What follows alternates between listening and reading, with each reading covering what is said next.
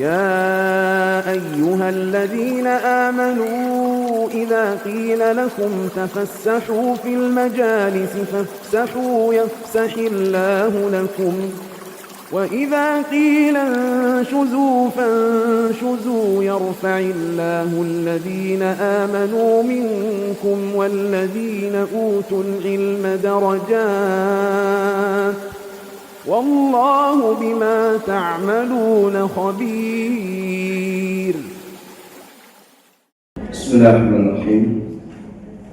السلام عليكم ورحمة الله وبركاته.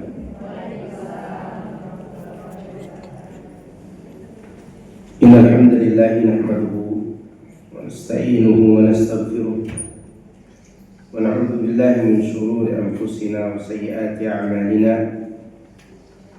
من يهده الله فلا مضل له ومن يضلل فلا هادي له. أشهد أن لا إله إلا الله وحده لا شريك له وأشهد أن محمدا عبده ورسوله صلى الله عليه وعلى آله وأصحابه أجمعين وسلم تسليما كثيرا. أما بعد، يا أيها الذين آمنوا اتقوا الله حق تقاته ولا تموتن إلا وأنتم مسلمون.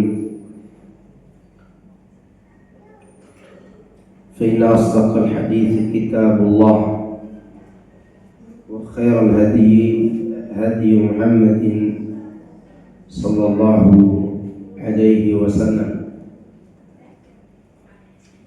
وشر الأمور محدثاتها فإن كل محدثة بدعة وكل بدعة ضلالة وكل ضلالة في النار. Jemaah sekalian, a'azani Allah wa iyyakum. Alhamdulillah, di pagi menjelang siang ini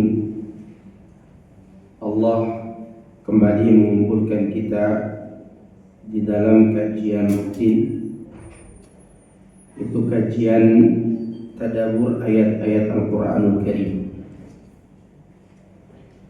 Dan Al-Qur'an adalah cahaya hidup sekaligus air yang menyejukkan hati.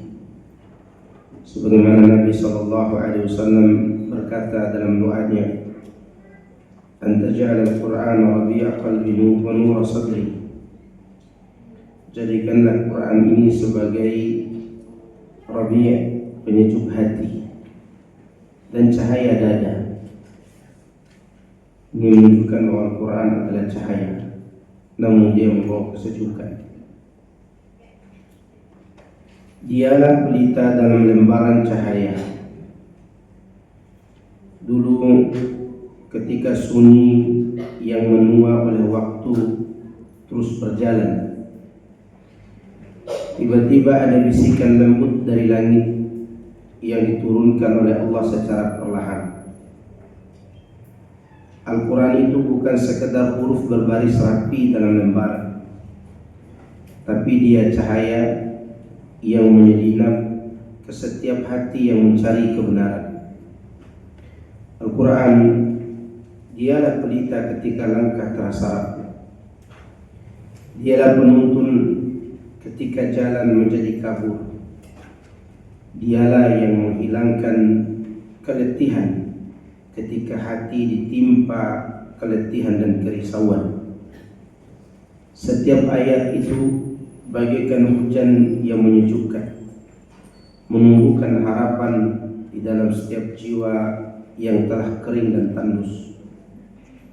Setiap ucapan seperti dalam Al-Quran itu seperti angin yang membelai, menyapu debu-debu dosa yang menempel tanpa sadar. Jika dunia ini membuat Anda tersesat, maka bukalah lembaran Al-Quran untuk Anda hayati. Niscaya Anda akan pulang, sebab di sanalah Allah memanggilmu tanpa suara. Dan saat air mata jatuh tanpa sebab, maka biarkanlah ia luruh di atas ayat-ayat suci Al-Quran. Karena Al-Quran tidak sekedar untuk dibaca, tapi harus dihayati, diamalkan, dan dijadikan sebagai obat untuk penyakit hati. Demikianlah Al-Quranul Karim yang setiap hari dibaca oleh orang-orang yang beriman. Maka setiap kali dibaca, dihayati, direnungkan, maka hati itu akan semakin merasakan cahayanya dan juga kesejukannya. Nah, jemaah sekalian, azani Allah wa iyyakum. Sekarang kita memasuki ayat ke-11 dari surat Al-Mudaththir. Surat Al-Mudaththir. Karena surat Al-Qiyamah masih jauh. Salah pengumuman ini. Masih ada ayat 11 sampai 30.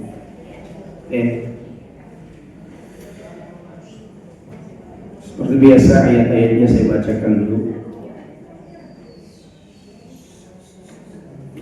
A'udzu billahi minasy syaithanir rajim.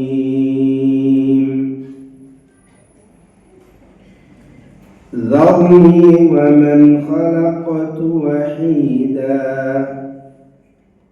wa ja'altu lahu malan mamduda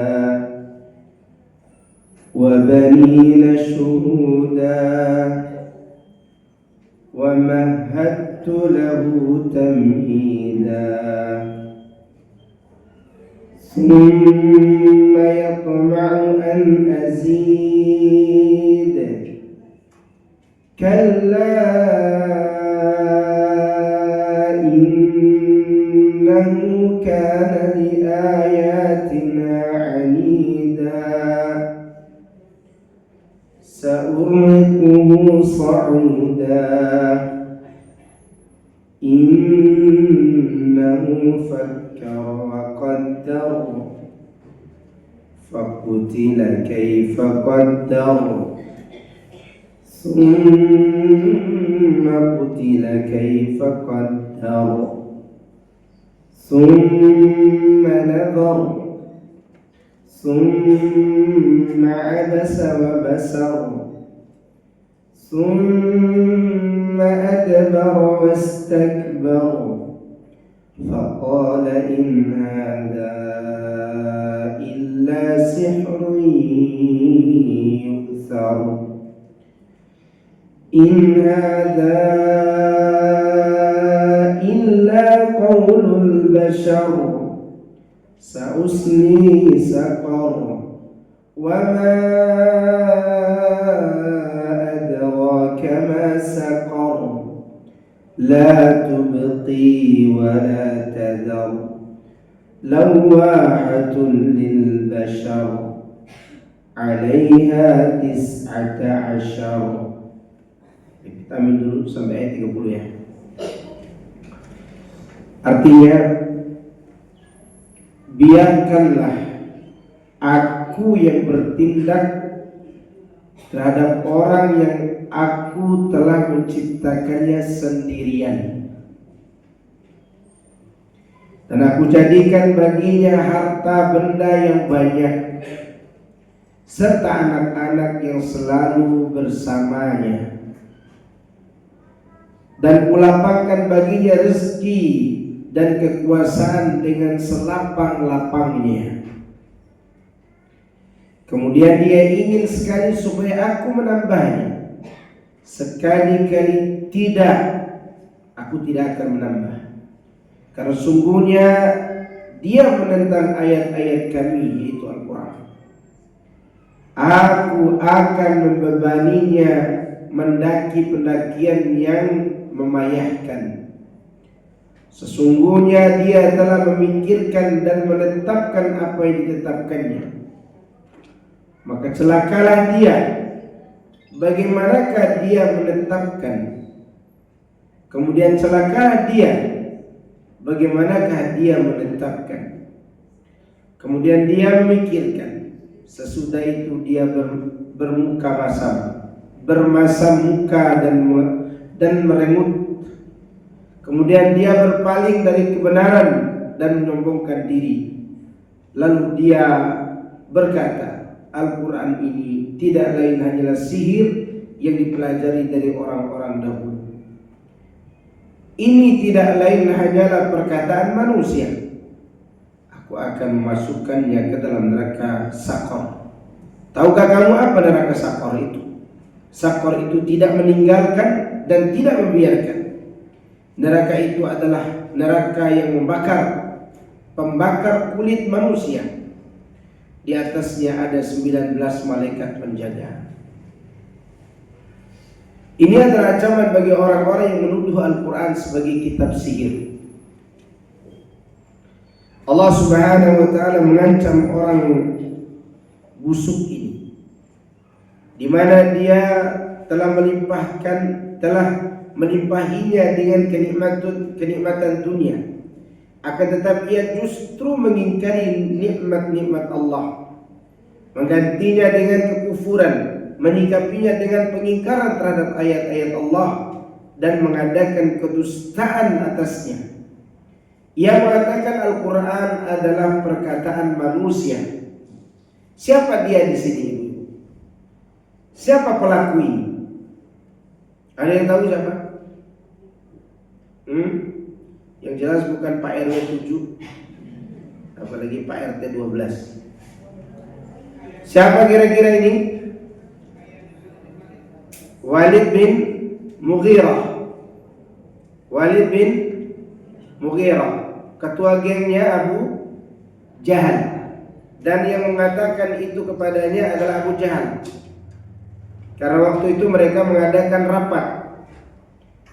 rapat untuk menentukan Quran ini kita juluki apa.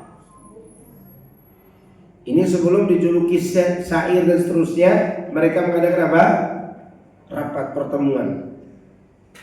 Rapat itu dipimpin oleh seorang pemuka Abu Jahal. Jadi Abu Jahal itu punya ketua geng, namanya Al-Walid bin Mughirah. Ya, dia ketuanya. Dia bertanya kepada hadirin, Quran ini kita katakan apa? Kata mereka, ya udah syair. Aku ini ahli syair. Apa yang dikatakan Muhammad itu bukan syair, karena aku tahu syair, kata Al-Walid bin Mughirah. Kalau begitu kita katakan tenun, tukang ramal. Oh, tidak begitu cara tukang ramal. Kalau begitu kita katakan gila saja. Oh, bukan begitu cara bicara orang gila, dan seterusnya. Rapat ini rapat yang panjang, sampai mereka menemukan satu kata, yaitu sihir.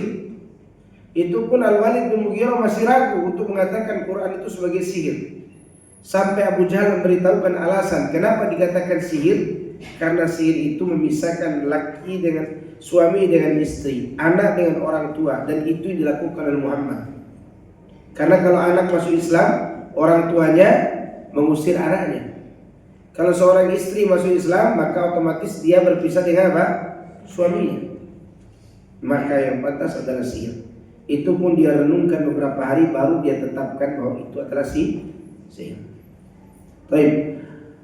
Allah Subhanahu wa ta'ala telah menghitung nikmat-nikmat yang telah dia berikan kepada orang tersebut. Seraya berfirman, "Dzarni, biarkanlah aku bertindak terhadap orang yang aku telah menciptakannya sendirian."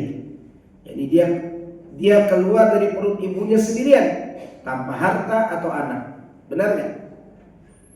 Ibu, kita keluar dulu tanpa apa? Tanpa harta, tanpa anak. Kenapa sekarang ribut? Bukankah kita keluar tanpa harta? Iya nggak? Masih hidup nggak sampai sekarang? Apa yang Anda rasakan? Apa yang Anda rasakan? Pasti yang Anda rasakan adalah hutang rumah di bank. Maka jangan hutang. Waktu kita keluar tanpa rezeki, kenapa Anda sekarang resah? Dulu Anda resah nggak waktu keluar? Waktu Anda main-main pakai ingus, resah nggak? Main pakai tanah becek, resah nggak? Masa bodoh kan dulu. Kenapa? Karena waktu itu fitrah kita masih lurus. Hidup ini siapa yang tanggung? Allah. Lalu apa yang Anda rasakan? Resah Pak Ustadz karena suami kerja di luar kota. Suruh kerja dalam kota, supaya Anda tidak resah. Tapi tidak ada uang. Kalau gitu lepas dia bagikan buruh. Maka tidak usah diresahkan. Kenapa? Karena Allah dulu menciptakan manusia wahida, sendirian, tanpa harta, tanpa memiliki anak. Kemudian Allah mengaruniainya malam mamduda, harta benda yang banyak, terbentang banyak. Mamduda artinya terbentang, yakni yang melimpah ruah. Allah memberikan harta melimpah ruah. Wa banina syuhuda, dan anak-anak yang selalu bersamanya, yakni yang tidak pergi darinya. Ya. Artinya anak-anak itu hadir di sisinya, tidak bepergian untuk berdagang. Para budak dan pekerja, mereka lah yang mengurusinya untuk mereka, sementara mereka duduk-duduk saja di sisi bapak mereka sambil bersenang-senang dan bersenang gurau. Ya, sampai sekarang orang Arab masih begitu kan? Ya kan? Yang kerja di hotel-hotel itu siapa? Bangladesh, India, Indonesia, ya kan? Ada orang Arab kerja jadi tukang masak? Ada. Jadi kenikmatan luar biasa Allah berikan kepada mereka. Mereka bermain-main dengan anak-anaknya, tapi fulus jalan terus, ya kan? Dan terjadi pada zaman itu kenikmatan yang luar biasa, ibu-ibu. Jadi Allah berbicara di sini bukan sekadar bicara wa malam mamduda, kemudian hartanya tidak ada. Ada harta. Tapi ibu-ibu, berapa yang didapatkan oleh orang-orang Quraisy setiap tahun ketika mereka berdagang? Keuntungan yang mereka dapatkan dari negeri Syam itu 250.000 dinar setiap tahun. Kalau mereka dagang ke Syam saja nih, belum ke Yaman. Berapa dinar tadi? 250.000 dinar. Oke. 1 dinar anggap saja 4 gram, walaupun 4,25 gram. Emas 24 karat. Sekarang emas 24 karat berapa 1 gram? Anggap saja 2 juta. Dan anggap 1 dinar itu 4 gram. Jadi berapa? 8 juta. 8 juta kali 250.000. Ya, banyak pintar ibu yang di pojok tuh. Ya.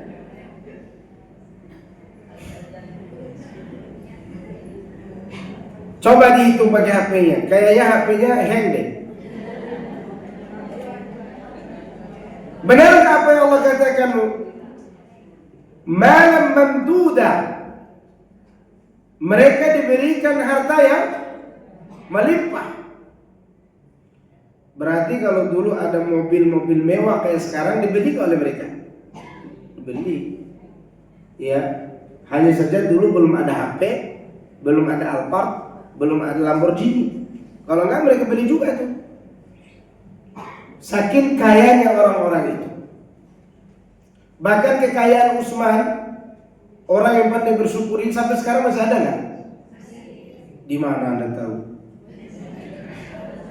Nanti kalau Anda pergi umrah, mau masuk kota Madinah di hotel-hotel sebelah utara itu, nanti Anda akan lewati hotel wakaf Utsman bin Affan dan masih dikelola oleh pemerintah. Ya, radhiyallahu anhu Allah. Lihat, wa malam mamduda, diberikan karunia harta yang membentang. Dan anak-anak yang mereka mengajak bermain anak-anaknya. Dan mereka tidak perlu bekerja karena ada budak, ada pembantu. Karena pada zaman itu budak masih diperjualbelikan. Menurut As-Suddi, Abu Malik dan Asim bin Umar bin Qatadah, Anak-anaknya berjumlah 13 orang. Menurut Ibnu Abbas radhiyallahu anhu dan Mujahid, mereka berjumlah 10 orang. Bersama mereka adalah nikmat yang tertinggi. Wa mahattu lahu tamhida. Selain itu, aku melapangkan bagi mereka rizki dan kekuasaan dengan selapang-lapangnya. Jadi kami memberinya berbagai macam harta benda, perlengkapan hidup dan lain-lainnya. Jadi kita sudah singgung, itu baru perdagangan ke negeri Syam. Belum lagi perdagangan yang mereka lakukan ke Yaman. Kemudian, summa yatma'u an azid, innahu kana li ayatina anida. Kemudian orang ini ingin sekali supaya aku menambah nikmatnya. Sekali-kali tidak, karena sungguhnya orang ini menentang ayat-ayat kami, yakni menentang dan mengingkari nikmat-nikmat Allah setelah ia mengetahui nikmat tersebut. Nikmat apa yang mereka tentang? Nikmat Al-Quran. Nikmat yang luar biasa. Nikmat kedatangan Rasulullah sallallahu alaihi wasallam. Dan tidak ada lagi nikmat yang lebih besar dari itu. Gak ada lagi nikmat yang lebih besar dari Islam, dan tidak ada lagi nikmat yang lebih besar dari diutusnya Nabi Muhammad sallallahu alaihi wasallam. Dan ini nikmat yang luar biasa. Allah berfirman, karena dia mengingkari nikmat Allah, sa'urhiqu sa'uda. Aku akan membebani dengan mendaki pendakian yang memayahkan. Qatadah berkata dari Ibnu Abbas, lafaz sa'uda adalah sebuah gunung batu di Jahannam. Di mana tempatnya? Jahannam. Ini menurut Ibnu Abbas. Di mana orang kafir diseret di atasnya, di atas wajahnya. Jadi diseret di atas apa? Wajah. Ditarik ke atas gunung itu. As-Suddi berkata, lafaz sa'uda adalah sebuah gunung batu licin di neraka. Gunung apa nih? Gunung batu. Di mana? Di neraka. Di mana dia dipaksa untuk mendakinya. Jadi orang itu dipaksa untuk mendaki gunung batu tadi. Mujahid berkata, masih mengenai ayat ini, yakni kesulitan karena siksaannya sangat keras. Qatadah berkata, yakni siksaan yang tidak pernah berhenti. Ya memang di neraka gak akan ada henti-hentinya siksaan, gak akan ada.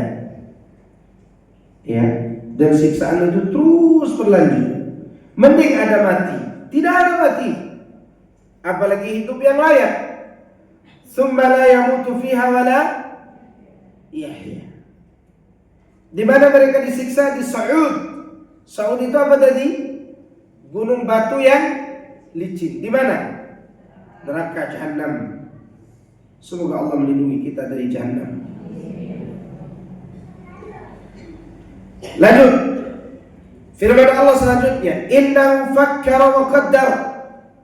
Sesungguhnya dia telah memikirkan dan menetapkan apa yang ditetapkannya.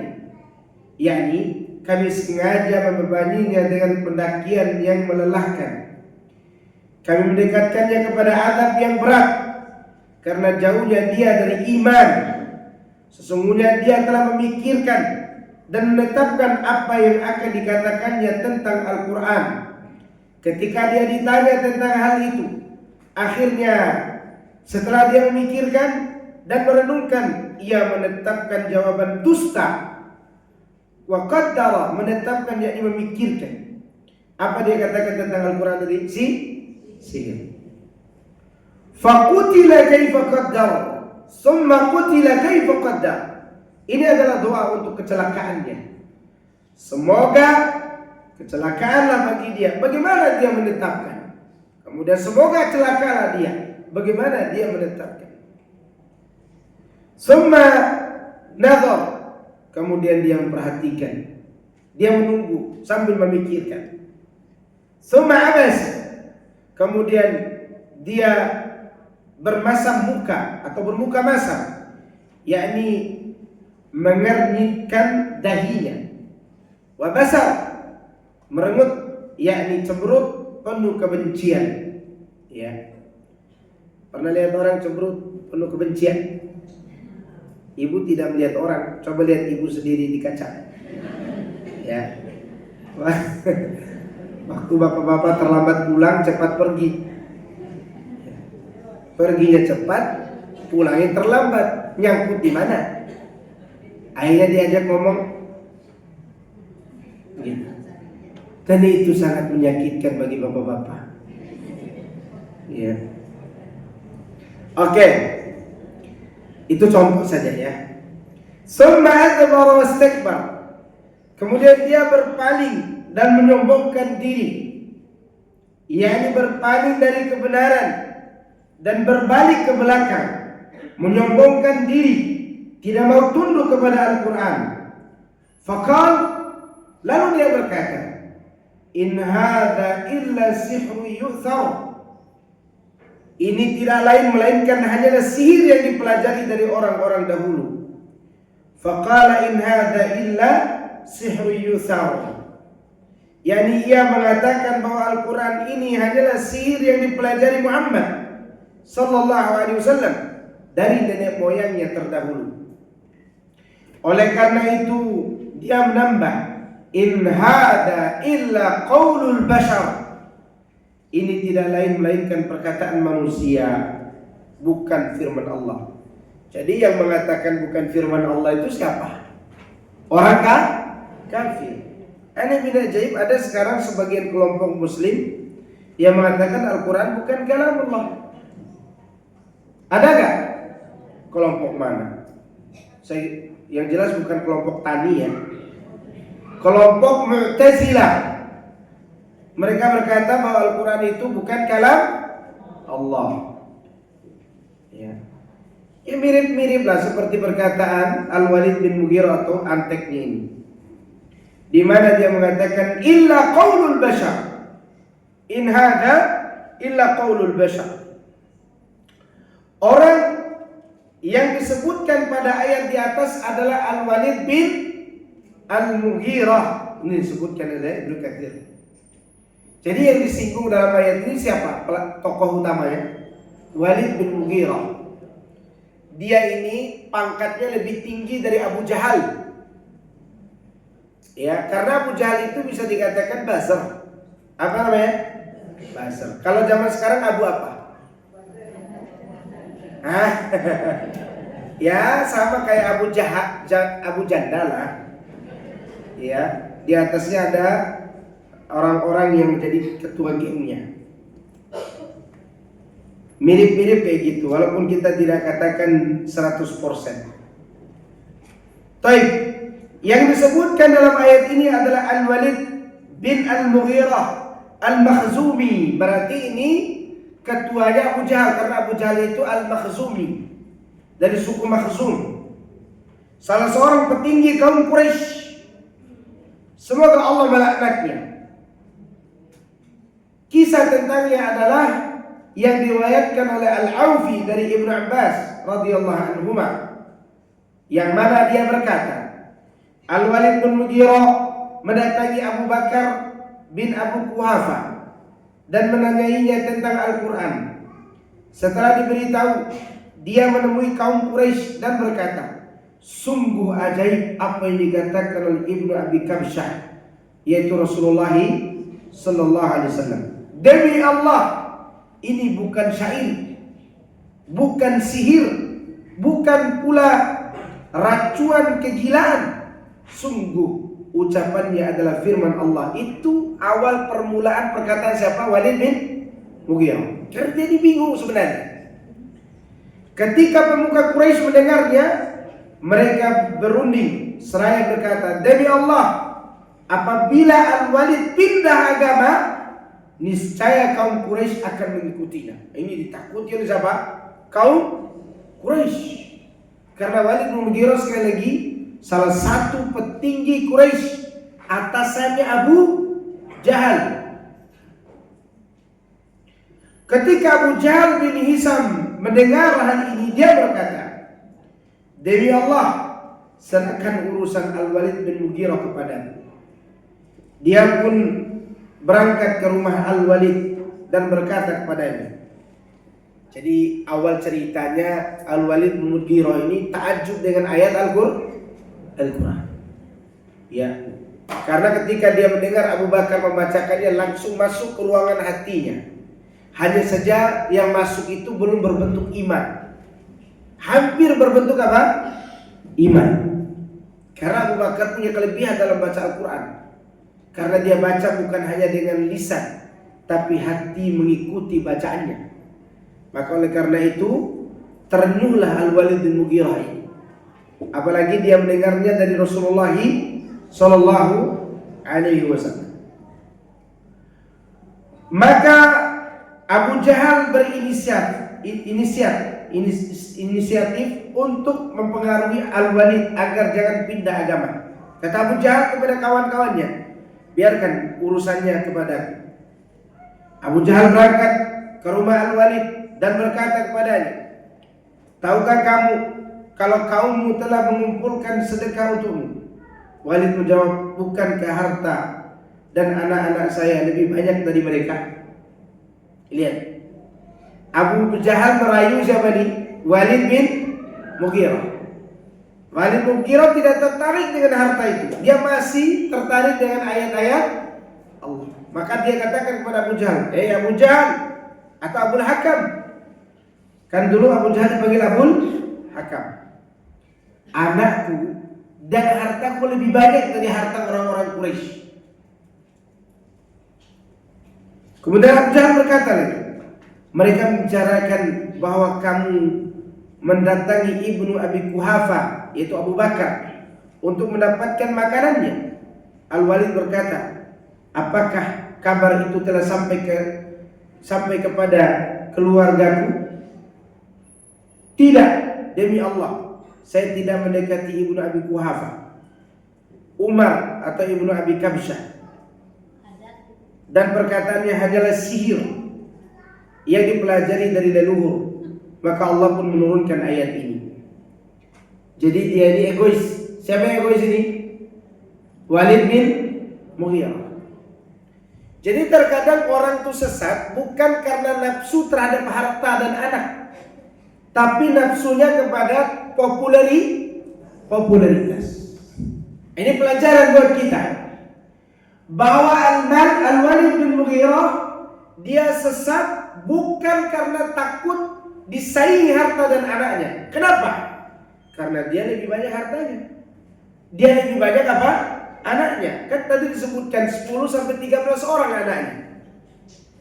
Tapi apa yang dia takutkan? Takut hilang pamor. Karena kalau dia sudah tunduk kepada Muhammad SAW, otomatis Muhammad akan menjadi pemimpinnya Sallallahu Alaihi Wasallam. Dan dia tidak mau dirinya dipimpin oleh anak muda menurut dia. Karena Al-Walid bin Mughirah adalah seorang tokoh senior, cerdas, ahli syair, pemilik kalam fusha, memiliki sastra Arab yang bagus. Makanya ketika ada yang mengatakan Muhammad penyair, dia bantah. Muhammad bukan penyair. Kenapa? Karena aku ahli syair. Aku tahu bagaimana cara bersyair. Dan yang diucapkan Muhammad sekali lagi bukan syair. Ini menunjukkan bahwa dia punya kecerdasan untuk menilai. Tapi egois tetaplah egois. Nafsu kepada ketokohan tetaplah nafsu. Popularitas telah menggerogoti hatinya. Maka dia malu untuk meninggalkan kebiasaan buruknya demi mengikuti Muhammad SAW. Malu dia. Maka gara-gara itu maka Allah katakan, "Dzarni wa man khalaqtu wahida." Biarkanlah aku bertindak terhadap orang yang aku menciptakannya sendirian. Hingga firman Allah, "La tubqi wa la tadar." Neraka itu tidak membiarkan. Ya. Neraka itu tidak membiarkan. Ini adalah tidak meninggalkan dan juga tidak membiarkan. Qatadah berkata, mereka menduga bahwa dia telah berkata, demi Allah, saya telah merenungkan apa yang dikatakan lelaki itu, yaitu Muhammad. Ini perkataan Walid bin Mughirah. Dan ternyata itu bukanlah syair. Di dalam perkataannya terdapat keindahan dan di atasnya terdapat keelokan. Perkataannya tinggi dan tidak dapat dikalahkan. Jadi tidak ada kalimat syair yang dapat mengalahkan Al-Quran. Karena sekali lagi Walid bin Mughirah adalah juara satu ahli syair seluruh Mekah. Seluruh apa? Mekah. Maka dia katakan, berarti kalau dia ada lomba syair, Walid bin Mughirah jadi apa? Jadi juri apa peserta? Juri. Ya enggak? Maka dia berkata, perkataan terlalu indah, terlalu elok, dan itu bukan syair. Kata Walid bin Mughirah, saya tidak ragu kalau itu sihir. Akhirnya dia memutuskan apa? Sihir. Itu pun terpaksa dia berpendapat demikian. Terpaksa. Kenapa? Karena dia tidak punya alasan, kecuali satu alasan, yaitu Muhammad memisahkan anak dengan orang tuanya ketika masuk Islam, atau istri dari suami. Dan itu pekerjaan tukang sihir. Hanya itu alasannya. Padahal Muhammad SAW bukan tukang sihir. Maka Allah menurunkan ayat faqutila kaifa qaddar. Maka celakalah dia. Bagaimana dia bisa menetapkan demikian? Kok bisa-bisanya dia mengatakan ini sihir? Ya. Kemudian Allah mengulangi ancaman summa abasa wa basar. Sesudah itu dia bermasam muka dan merengut, yakni mengerutkan keningnya dan cemberut. Gara-gara itu Allah katakan sauslihi saqar. Apa? Aku akan memasukkan orang ini ke dalam neraka saqar. Iya. Yakni kami akan menenggelamkannya di sana sehingga dirinya terlingkupi siksa dari segala arah. Yauma yaghshahumul 'adzabu min fawqihim wa min tahti arjulihim. Pada hari itu azab ada di atas mereka dan dari bawah mereka juga ada azab. Dikelilingi oleh azab. Kemudian Allah berfirman, "Wa ma adraka ma saqar?" Tahukah kamu apa neraka saqar itu? Nah, ibu-ibu ada yang tahu neraka saqar itu apa?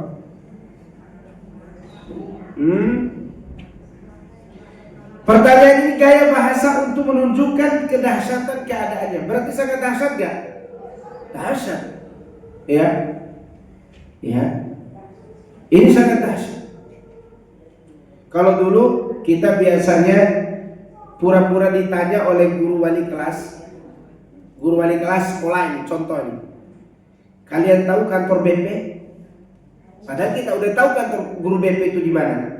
Tapi untuk menunjukkan kerasnya guru BP, dia nanya lagi. Tahu nggak Pak Kahar Mucakar itu guru BP? Tahu guru? Tahu nggak? Tahu. Maksudnya dia akan menghukum kalian. Terus saya ingat sekali itu guru BP kami dulu. Dulu itu kan masih mukul-mukul tuh guru. Itu kalau guru BP mukul pakai sapu, itu kayak avatar di kepala kita semua. Gitu. Nanti ketika kita salah lagi, guru nanya, tahu nggak? Guru BP, tahu guru, ini udah gemetaran kaki kita ini. Pertanyaan itu saja tak Pak? Takut. Itu menunjukkan bahwa hukumannya berat. Maka di sini ditanya, bagaimana telah kamu saqar? Ini pertanyaan menunjukkan akan keras dan dahsyatnya azab itu. Kemudian Allah menjelaskan dengan firman-Nya, la tubqi wa la tadhar. Saqar itu tidak meninggalkan dan tidak membiarkan, yakni memakan seluruh daging, urat, saraf dan kulit mereka tidak tersisa, lalu diganti dengan jasad yang baru lagi. Mereka di dalamnya tidak akan mati dan tidak hidup dengan hidup yang lain. Ya, akan tetapi mereka pun tidak hidup normal. Demikianlah pendapat Ibnu Buraidah, Abu Sinan dan yang lainnya. La tubqi wa la tadhar. Semua dari ujung rambut sampai ujung kaki, luar maupun dalam, semua merasakan sakitnya siksaan itu. Ya enggak? Kalau sekarang ada orang dipukul 10 kali pakai rotan gitu, ya. Tapi kata yang memukul, kamu mau nggak saya pukul 10 kali di bagian betismu 10 kali pakai rotan yang besarnya segini. Tapi nanti saya kasih ente uang 20 juta, mau? Oh mau, silakan. 20 kali sakit nggak? Sakit atau tidak? Ketika dikasih uang 20 juta senang nggak? Berarti sakitnya di luar apa di dalam? Di luar aja, karena di dalam dihibur dengan uang 20 juta. Lumayan untuk beli iPhone. Ya kan? Tetapi di neraka, luar dalam disiksa, dibakar. Bukan hanya sakit verbal, tapi memang betul-betul dibakar hati itu. Orang kalau dicubit, cubit, sakit gak tubuhnya? Tapi hati secara verbal sakit. Saya cubit balik nanti, gitu kan? Itu sakitnya bukan sakit dicubit hatinya, tapi sakit hati. Ya. Tapi nanti dari kiamat, kulit dibakar, hati juga dibakar. Maka tidak dikatakan di sini ketika ditanya wa ma adraka ma saqar, saking dahsyatnya la tubqi wa la tadhar, dia membakar tubuh, membakar kulit, membakar saraf, membakar hati, membakar semua luar dalam anak manusia ini. Tidak dibiarkan satupun dari seluruh anggota badannya kecuali dibakar. Begitu bakar, diganti lagi, dibakar lagi, diganti lagi. Tidak ada henti-hentinya siksaan itu. Bahkan Allah katakan labithina fiha ahqaba. Tahu ahqaba itu berapa? Satu hikbun itu, ibu-ibu, sama dengan 80 tahun atau 70 sampai 80 tahun. Satu hari dari 80 tahun itu seperti 1000 tahun hidup di dunia ini. Sekarang berapa ribu tahun kita hidup dari zaman Masehi? 2025. Berarti baru 2 hari di neraka. Berapa hari di neraka? 2 hari. 2 hari berarti masih tersisa 70 tahun. Berapa bulan tuh? Berapa? 79 tahun. Berapa lagi? 79 tahun. Ya berapa lah itu? Ya. 11 bulan 18 hari. Jadi siksaan baru 2 hari itu sejak Nabi Isa diangkat sampai hari ini sudah berapa tahun ini? 2025. Di sana baru 2 hari. 2 hari lebih sedikit. Itu baru satu hikbun. Sedangkan Allah katakan labithina fiha ahqaba. Hikbun. Yani 70 atau 80 tahun, 80 tahun, 80 tahun, 80 tahun. Sampai berapa puluh tahun Pak Ustaz? Kita tidak tahu. Selama-lamanya, tidak ada henti-henti. Makanya Allah bertanya, wa ma adraka ma saqar, la tubqi wa la tadhar. Lawahatun lil bashar. Neraka saqar adalah pembakar kulit manusia. Kenapa disebut kulit, Ibu? Kenapa disebut kulit? Karena yang merasakan sakit di badan kita ini yang dominan apa? Kulit. Ya enggak? Ya atau tidak? Oke. Coba ibu bekam di bagian mana di punggung, seakan-akan kita memikul sesuatu beratnya. Ya enggak? Karena yang ditarik itu kulit. Ketika dicubit kulit sakit enggak? Sakit. Ya. Maka ibu pulang dari sini jangan cubit suaminya. Jadi kulit itu adalah tempat sakit. Makanya mereka dibakar bagian kulitnya dulu. Kemudian Allah katakan, alaiha tis'ata asyar. Di atas neraka itu ada 19 malaikat penjaga. Yani para pemuka malaikat Zabaniyah, yaitu penjaga neraka yang bertubuh besar dan berakhlak kasar. Berapa jumlahnya? Siapa ketuanya? Nggak bisa jawab, nggak naik kelas. Siapa? Malik. Malik itu, malaikat Malik, sejak Allah tempatkan dia untuk menjaga neraka, tidak pernah sekalipun tersenyum. Tidak pernah sekalipun tersenyum. Ya, gak akan tersenyum. Kenapa? Karena memang neraka itu sangat-sangat mengerikan dan penjaganya kasar. Gilabun syidad. Mereka itu keras, mereka itu kasar.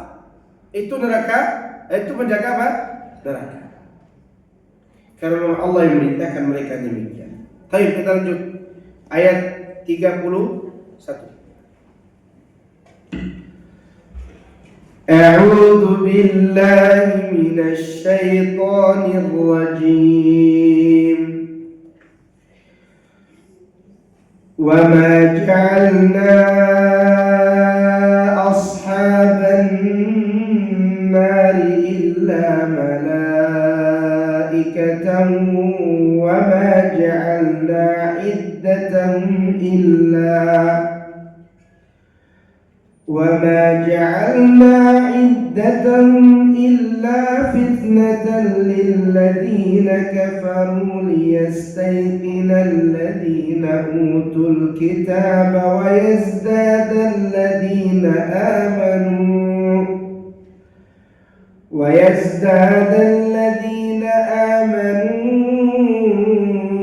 إيمانا ولا يرتاب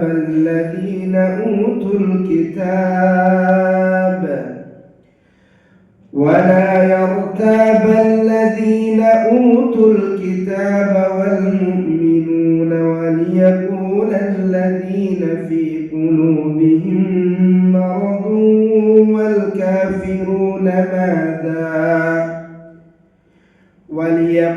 الذين في قلوبهم مرض والكافرون ماذا أراد الله بهذا مثلا كذلك يضل الله من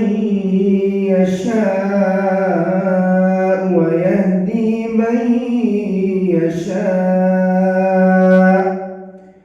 وما يعلم جنود ربك إلا هو وما هي إلا ذكرى للبشر كلا والقمر والليل إذ أدبر والصبح إذا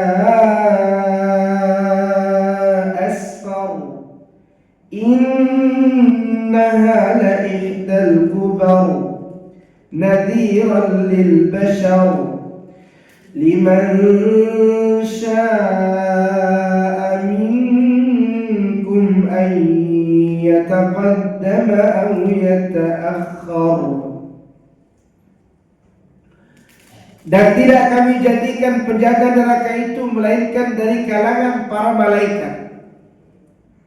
Dan tidaklah kami menjadikan bilangan mereka itu melainkan untuk menjadi cobaan bagi orang-orang kafir. Supaya orang-orang yang diberikan kitab menjadi yakin. Dan supaya orang-orang yang beriman bertambah imannya. Dan supaya orang-orang yang diberi Alkitab dan orang mukmin itu tidak ragu-ragu. Dan supaya orang-orang yang di dalam hatinya ada penyakit dan orang-orang kafir mengatakan, apakah yang dikehendaki Allah dengan bilangan ini sebagai suatu perumpamaan? Demikianlah Allah menyesatkan orang-orang yang dikehendakinya dan memberi petunjuk kepada orang yang dikehendakinya. Dan tidak ada yang mengetahui tentang Rabbmu melainkan Dia sendiri. Dan sakar itu tidak lain hanyalah peringatan bagi manusia. Sekali-kali tidak demi bulan dan demi malam ketika telah berlalu dan subuh apabila mulai terang. Sesungguhnya sakor itu adalah salah satu bencana yang amat besar sebagai ancaman bagi manusia, yaitu bagi siapa di antara kamu yang berkehendak akan maju atau mundur. Di sini Allah Subhanahu wa taala menyebutkan tentang malaikat, tentang penjaga neraka, yaitu mereka kalangan malaikat. Maksud di sini malaikat Zabaniyah, yang mereka itu keras lagi kasar. Ini adalah jawaban terhadap orang-orang musyrik ketika jumlah penjaga neraka disebutkan oleh Allah 19. Maka Abu Jahal berkata, lihat, kan tadi disebut apa? 19. Kata Abu Jahal nih, dengar kata Abu Jahal. Kata Abu Jahal dengan bangganya, hai kaum Quraisy, tidakkah 10 orang dari kalian mampu mengalahkan seorang dari mereka? Maka Allah berfirman, dan tidak kami jadikan penjaga neraka itu melainkan dari malaikat, yakni bertubuh kekal, tidak dapat dilawan dan tidak bisa dikalahkan. Ya, itu pemikul arus saja ibu. Kalau ditempuh perjalanan antara daun telinga dengan bagian bawah pun di sini, itu ratusan tahun perjalanan. Sakit apa? Besar. Gimana dengan penjaga neraka? Maka Abu Jahal dengan bangga, kan cuma 19, udahlah, satu orang cukup 10 dari kalian. Berarti setiap malaikat itu dilawan oleh pasukan Abu Jahal 10 orang. 10 kali 19 berapa? 190. Udah cukup 190 orang aja untuk melawan siapa? Malaikat. Itulah kata-kata kufurnya Abu Jahal. Dikatakan bahwa Abu Asyaddain yang bernama Kaldah bin Usaid bin Khalaf dengan sombong berkata, wahai kaum Quraisy, kalian mengurusi 2 orang dari mereka, sementara aku mengurusi 17 dari mereka. Cukup aku sendiri untuk 17 orang malaikat. Kata siapa ini? Kata Usaid bin Khalaf. Ya, kata Kaldah bin Usaid bin Khalaf. Si Kaldah namanya, bukan Kadal ya. Kaldah. Kaldah sombong. Dia berkata, Quraisy, kan 19 cuma mereka nih, kalian urus 2 orang saja deh, 17 dia aku yang lawan sendiri, kata dia begitu. Abu Jahal masih mending gak? Masih mending. Ini lebih sombong lagi. Dia berkata demikian karena dia mengagumi kekuatannya sendiri. Dikatakan bahwa karena begitu kuatnya, dia pernah berdiri di atas kulit sapi, lalu kulit itu ditarik oleh 10 orang untuk mengambilnya dari kedua telapak kakinya. Kulitnya robek sementara dia tetap bergeming di tempatnya. Maksudnya orang ini kuat, Kaldah ini kuat, besar. Ya, kalau bahasa sekarang mungkin petarung ya. Dulu tuh pegulat besar. Dulu ada kulit sapi yang di kulit itu ya udah dipisahkan dari daging sapi, ditaruh di tanah. Kemudian dia berdiri di tengah kulit itu, kemudian orang-orang menarik kulit itu supaya dia jatuh. Ternyata dia masih berada di atasnya dan dia tidak jatuh. Sakit apa? Kuatnya. Maka dia mengatakan, udahlah kalian urus 2 aja tuh malaikat, aku urus 17-nya. Dia mengagumi dirinya sendiri. Tapi dia tidak tahu malaikat yang menjadi penjaga neraka itu satu aja bisa menghancurkan manusia seluruh bumi ini kalau dia mau. Ya. Firman Allah yang berbunyi, wa ma ja'alna iddatahum illa fitnatan lil ladzina kafaru.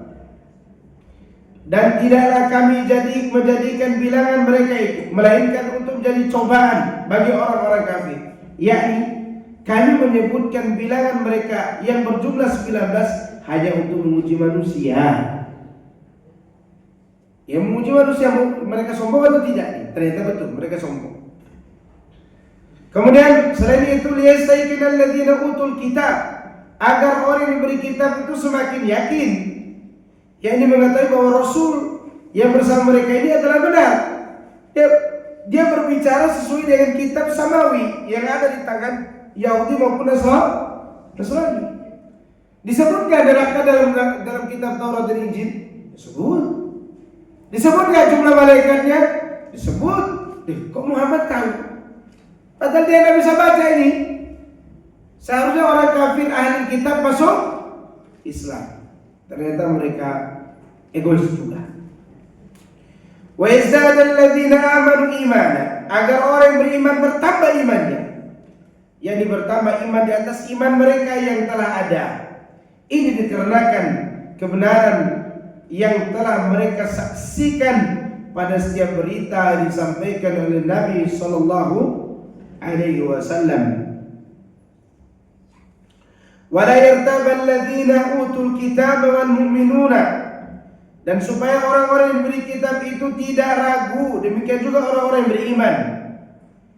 Wal yaqul alladzina fi qulubihim marad wal kafiruna madza arada Allah bihadza mathalan, agar orang-orang yang memiliki penyakit di hatinya yaitu munafik dan orang-orang kafir berkata, apa yang diinginkan oleh Allah dengan permisalan ini?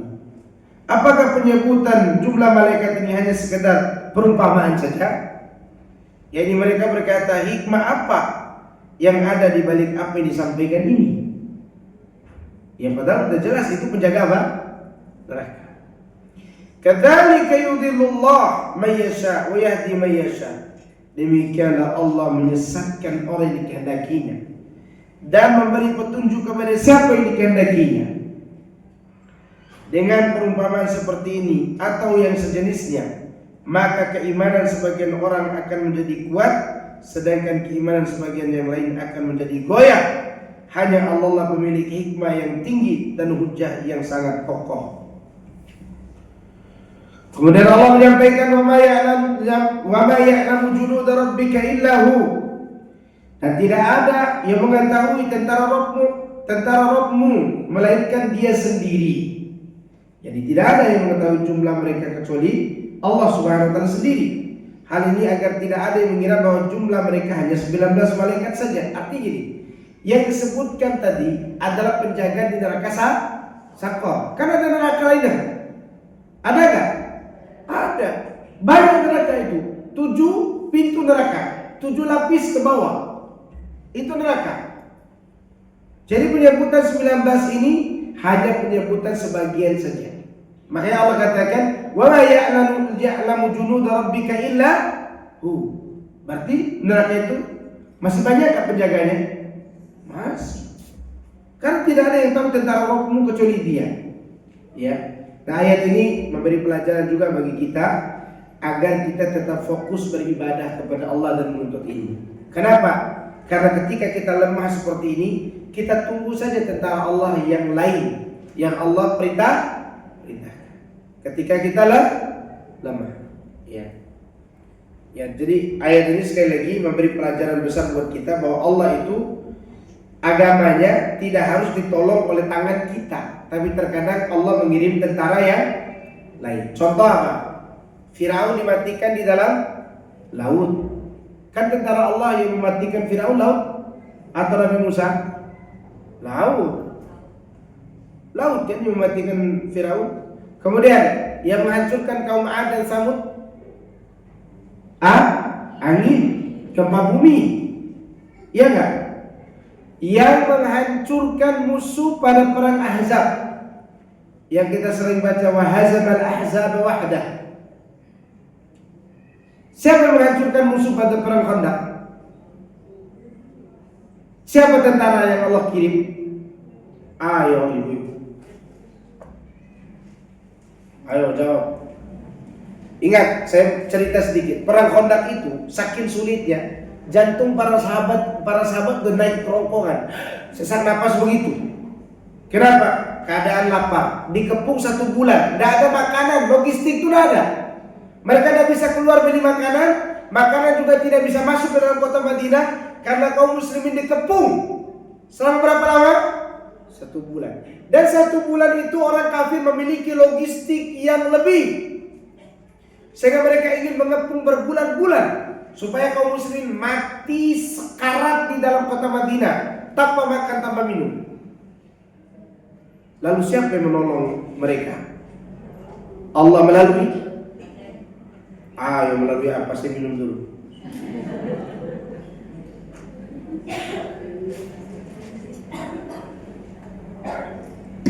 Melalui apa? Angin. Bukan angin dharma ya. Angin.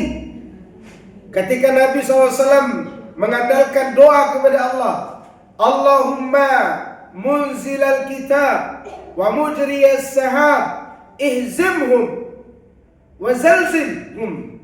Ya Allah yang menurunkan Al-Quran, ya Allah yang menjalankan awan, perangilah mereka itu dan buat mereka goncang. Datang angin, memporak-porandakan api mereka pakai untuk memasak, menghantam kemah mereka sehingga mereka tidak bisa berlindung lagi dari panas, dari dinginnya angin malam, karena waktu itu musim dingin. Maka dengan keadaan itu mereka pulang ke kota Mekah. Ya, bagaimana kondisi anak-anak dan wanita di bawah, di mana mereka diancam oleh Yahudi Bani Quraidah?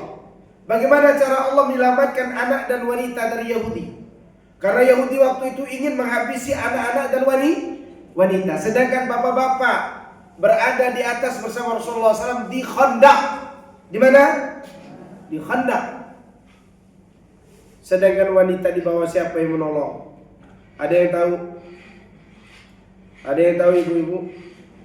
Tidak tahu juga.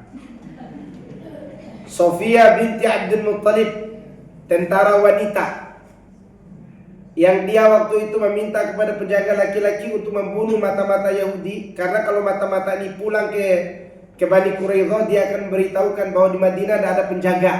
Kalau tidak ada penjaga berarti dia akan membawa pasukan. Nah, si penjaga Madinah seorang laki-laki tidak berani melawan satu intelijennya orang Yahudi. Maka Sofia binti Abdul Muttalib, berarti bibinya siapa nih? Rasulullah SAW. Sofia loncat dari atap rumahnya bawa balok. Dia pukul tengkuknya Yahudi itu dan mati. Ini bahayanya kalau ibu lagi ngamuk.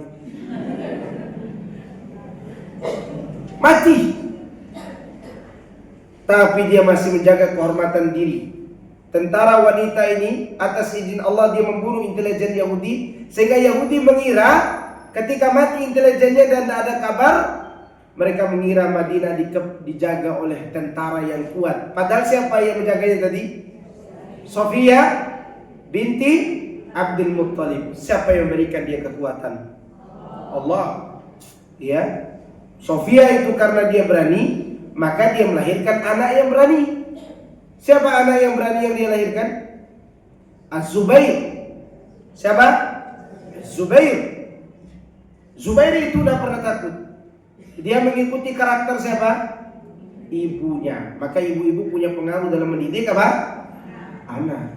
Ya. Cuma jangan diajarin anak itu berani pada suami ibu-ibu. Jangan. Ajarkan anak-anak itu agar memiliki karakter dan sifat yang membuat mereka itu bisa bertahan hidup di zaman fitnah ini. Gitu. Nah, lihat bagaimana cara Allah menolong apa? Hamba-hambanya. Dan Allah katakan, "Wa ma ya'lamu junuda rabbika illa hu." Ada yang tahu tentara Allah waktu zaman itu Sofia binti Abdul Muttalib? Nggak ada yang tahu. Nabi juga tidak menyangka terjadinya hal itu. Siapa nih yang menjaga anak-anak di bawah? Tidak ada tentara kok di bawah.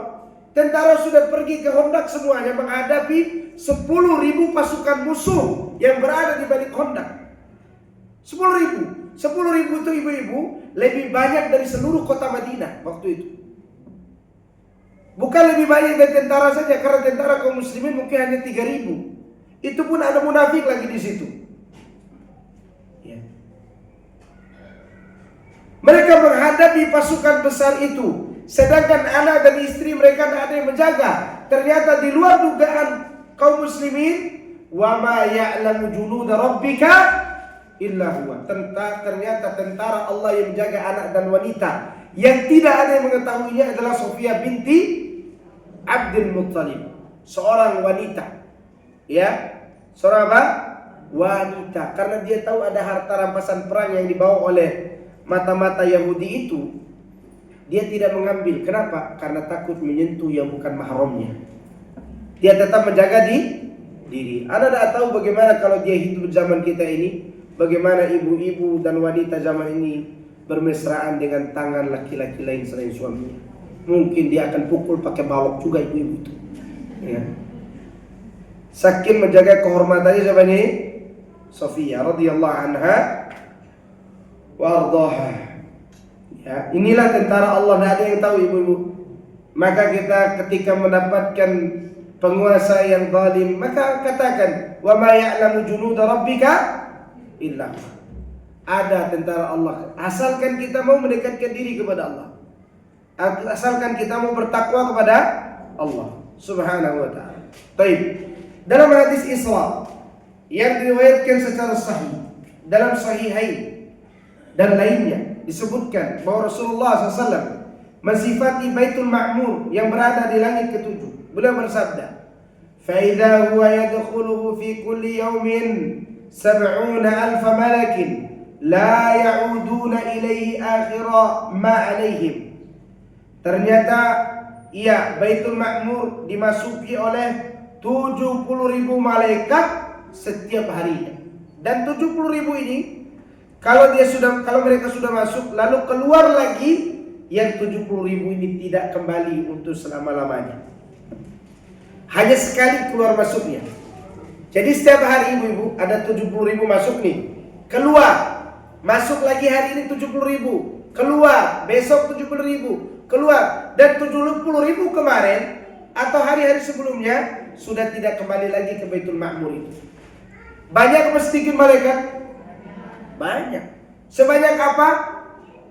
Gak ada yang tahu. Maka malaikat itu hanya ditahu oleh Allah jumlahnya. Maka di sini disebutkan oleh Allah, wa ma hiya illa dzikra lil bashar. Neraka Sakor itu dan penjaganya tidak lain hanyalah peringatan bagi manusia. Ini peringatan dari Allah. Kata Hiya merujuk kepada neraka Sakor. Dia adalah peringatan agar manusia sadar, agar manusia kembali ke jalan kebenaran, agar mereka tidak mendurhakai Allah Subhanahu wa ta'ala. Kemudian Allah bersumpah, kalla wal qamar, sekali-kali tidak demi bulan dan malam apabila telah berlalu, yakni telah lewat. Itu yang maksud dengan adbar. Wasubhi idza asfar, dan apabila subuh, dan demi subuh apabila mulai terang, yakni mulai terbit. Innaha la ihdal kubar, sesungguhnya neraka Sakor itu adalah salah satu dari bencana yang amat besar. Baru salah satu tuh. Sakor itu baru salah satu. Berarti ada siksaan lain enggak? Ada. Contoh untuk orang yang sholatnya bermain-main. Fawailul lil, wail itu nama tempat di neraka ini. Neraka apa? Wail. Maka disebut di sini innaha la ihdal kubar. Ini baru salah satu bencana yang besar. Demikianlah ditafsirkan oleh Ibnu Abbas, Mujahid, Qatadah dan Toha dan beberapa ulama salaf lainnya. Neraka Sakor itu nadhiran lil bashar liman syaa minkum ay yataqaddam aw yata'akhkhar. Sebagai ancaman bagi manusia, yaitu bagi siapa yang di antara kamu yang berkehendak akan maju atau mundur. Jadi bagi siapa saja yang berkenan menerima peringatan itu dan kembali kepada kebenaran atau mundur dari kebenaran itu, dari ancaman, peringatan dan ancaman itu, lalu berpaling dan menolak. Berarti di sini ada apa? Pilihan. Pilihan ada di tangan kita. Kita mau menerima nasihat ini lalu kita tinggalkan perbuatan buruk kita untuk kembali kepada Allah atau tidak. Jadi kewajiban kita menyampaikan, bukan memaksakan, bukan. Ya, urusan orang itu mau menerima hidayah atau tidak itu urusan dia dengan Allah Subhanahu wa ta'ala. Dan tidak boleh kita memaksa orang lain untuk menerima hidayah yang kita peringatkan. Allah saja memberi pilihan ini. Ya, kata Allah, nadhira lil bashar liman syaa minkum an yataqaddam au yata'akhir. Mau ngambil nasihat? Silakan. Kalau mau tidak mau ngambilnya berarti ada ancaman. Apa ancaman tadi? Neraka. Subhanallah. Ya. Semoga Allah melindungi kita dari neraka itu. Baik, sampai di sini ada pertanyaan? Ada pertanyaan tidak? Ibu-ibu tulis pertanyaannya. Masih ada waktu ini.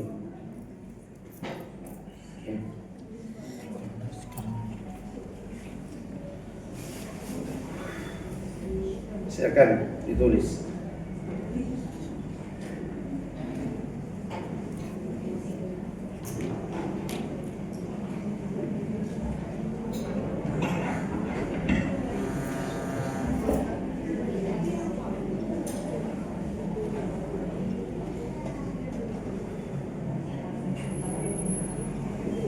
Ada yang bertanya langsung silakan, tidak masalah.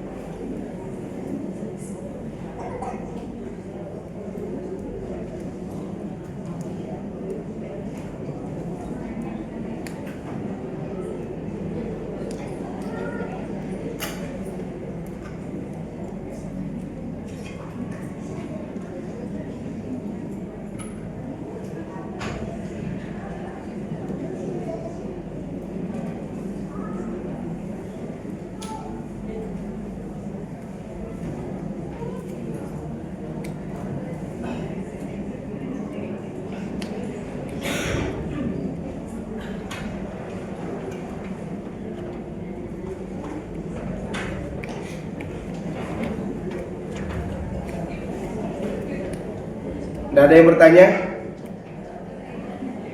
Ada ya? Baik, subhanakallahumma wa bihamdika asyhadu an la ilaha illa anta astaghfiruka wa atubu ilaik. Wassalamualaikum warahmatullahi wabarakatuh.